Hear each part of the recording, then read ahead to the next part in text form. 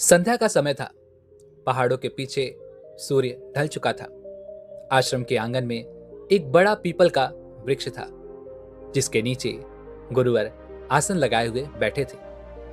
हवा में हल्की ठंडक भी थी और दूर कहीं से जलती लकड़ी की महक आ रही थी। उसी समय आश्रम के द्वार पर किसी के तेज कदमों की आवाज सुनाई दी। एक युवक भीतर आया। उसकी चाल में बेचैनी थी। वह सीधे गुरु के सामने आकर बैठ गया। उसका चेहरा भारी था, आंखों के नीचे काले घेरे थे और ऐसा लगता था जैसे वह कई दिनों से भीतर ही भीतर लड़ रहा हो। उसने दुख भरी आवाज में उन गुरुवर से कहा, हे गुरुवर, मैं सच में हार चुका हूं, अब मुझसे नहीं होगा। गुरुवर ने शांति से उस युवक से कहा, क्या नहीं होगा?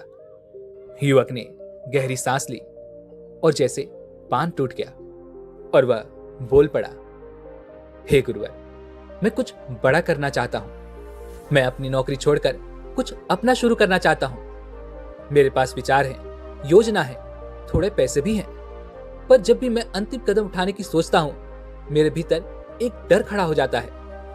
वह कहता है कि तुम असफल हो जाओगे। तुम उतने सक्षम नहीं हो जितना तुम समझते हो। लोग तुम्हारा मजाक उड़ाएंगे, तुम्हारे माता पिता निराश होंगे, तुम्हारे दोस्त तुमसे आगे निकल जाएंगे और तुम वहीं के वहीं रह जाओगे। हे गुरुवर, ये आवाज इतनी सच्ची लगती है कि मैं डर जाता हूं, सहम जाता हूं और वहीं रुक जाता हूं। इतना कहकर उसने सांस ली और फिर कहा, जब भी मैं दूसरों को सफल होता हुआ देखता हूं तो बाहर से तो मुस्कुराता हूं, लेकिन भीतर ही भीतर जलता रहता हूं। मुझे लगता है कि शायद मुझ में ही कमी है, शायद मैं ही उतना बुद्धिमान नहीं हूं, शायद मैं जोखिम लेने लायक नहीं हूं, और अगर मैंने कोशिश की और गिर गया तो फिर मैं खुद को कैसे देखूंगा? मैं अपनी ही नजरों में छोटा हो जाऊंगा। यही सोचकर मैं कदम पीछे खींच लेता हूं। अब आप ही बताइए गुरुवर, मैं क्या करूं? उस युवक की ये सारी बातें सुनकर उन गुरुवर ने उस युवक से कहा, तुम्हें असफलता का डर है या अपनी छवि टूटने का? उन गुरुवर की यह बात सुनकर वह युवक कुछ देर के लिए मौन हो गया और फिर उसने उन गुरुवर से कहा, शायद छवि टूटने का। यह सुन वह गुरुवर मुस्कुराने लगे और पास में रखी हुई भस्म उठाई, अपने हाथों पर लगा ली और फिर बोले, तुम जानते हो शिव भस्म को क्यों धारण करते हैं? युवक ने सिर हिलाया, नहीं, मैं नहीं जानता और मैंने कभी इसके बारे में सोचा भी नहीं।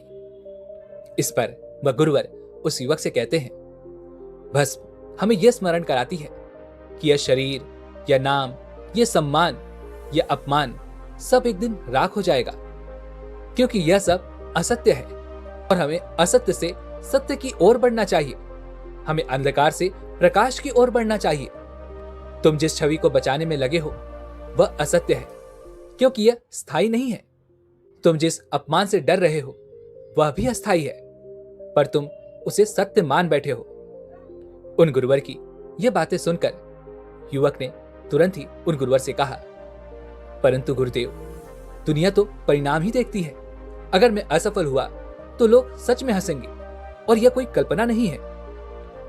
युवक की बातें ध्यानपूर्वक सुनने के बाद वह गुरुवर उस युवक से कहते हैं, हाँ, लोग हंस सकते हैं, लोग आलोचना भी कर सकते हैं और उन्हें करने दो।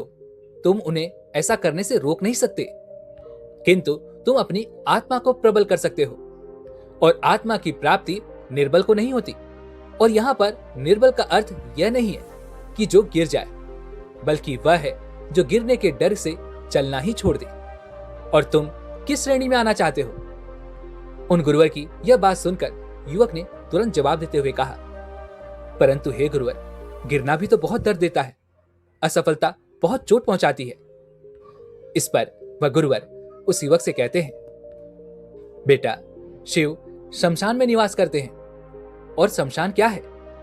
वह स्थान जहां अंत दिखाई देता है, पर वही स्थान सबसे बड़ा शिक्षक भी है। शमशान हमें बताता है कि अंत भी एक प्रक्रिया है, विनाश भी परिवर्तन है। जब तुम असफल होते हो तो तुम्हारा वास्तविक अस्तित्व नहीं जलता, तुम्हारा अहंकार जलता है। तुम परिणाम से अपनी पहचान जोड़ लेते हो, इसलिए तुम्हें लगता है कि परिणाम गिरा तो तुम गिर गए। उन गुरु की यह बातें सुनने के बाद वह युवक कुछ देर के लिए मौन रहा और फिर उन गुरुवर से कहता है, किंतु हे गुरुवर, इसका अर्थ क्या हुआ? क्या मैं अपने डर को अनदेखा कर दूं? उस युवक की यह बात सुनकर वह गुरु मुस्कुराने लगे और युवक से कहा, नहीं। आगे वह गुरुवर उस युवक को समझाते हुए कहते हैं, बेटा, तुमने शिव के गले में सांप तो देखा ही होगा। युवक कहता है, हाँ, मैंने देखा है। आगे वह गुरुवर उस युवक से कहते हैं, सांप भय का प्रतीक है, मृत्यु का प्रतीक है, अनिश्चितता का प्रतीक है, पर शिव उसे गले में धारण करते हैं। इसका अर्थ है कि डर को मिटाया नहीं जाता, उसे समझा जाता है, उसे स्वीकार किया जाता है, पर उसे अपने सिर पर नहीं बैठाया जाता। तुम डर को शत्रु मानकर उससे भागते हो, इसलिए वह तुम्हारा पीछा करता है। अगर तुम उसे देखकर कहो कि हाँ तुम हो, परंतु मैं निर्णय करूंगा, तब डर की शक्ति घटने लगती है। उस युवक ने उन गुरु की सारी बातें ध्यानपूर्वक सुनी और फिर एक और प्रश्न करते हुए कहा, हे गुरुवर, अगर मैंने पूरी ईमानदारी से प्रयास किया और फिर भी असफल रहा तो तब क्या मैं सच में असफल नहीं कहलाऊंगा?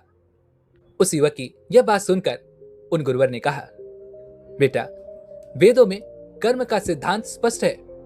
तुम्हारा अधिकार कर्म पर है, परिणाम पर नहीं। परिणाम अनेक कारणों पर निर्भर करता है, पर प्रयास केवल तुम पर निर्भर करता है। जब तुम परिणाम को अपनी पहचान बना लेते हो, तब तुम प्रयास करने से पहले ही हार जाते हो।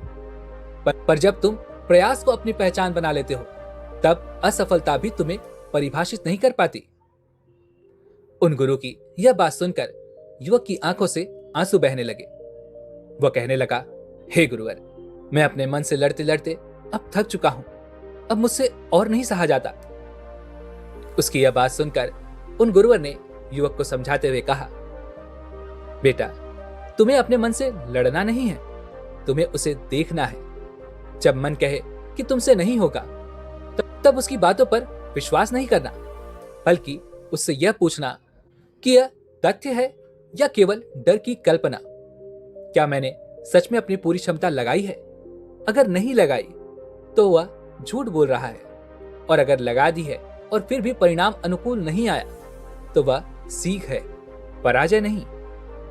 उन गुरुवर की ये सारी बातें सुनने के बाद वह युवक काफी देर तक मौन रहा, लेकिन अब उसके चेहरे पर हल्की सी मुस्कान थी, हल्की सी शांति उतरने लगी थी।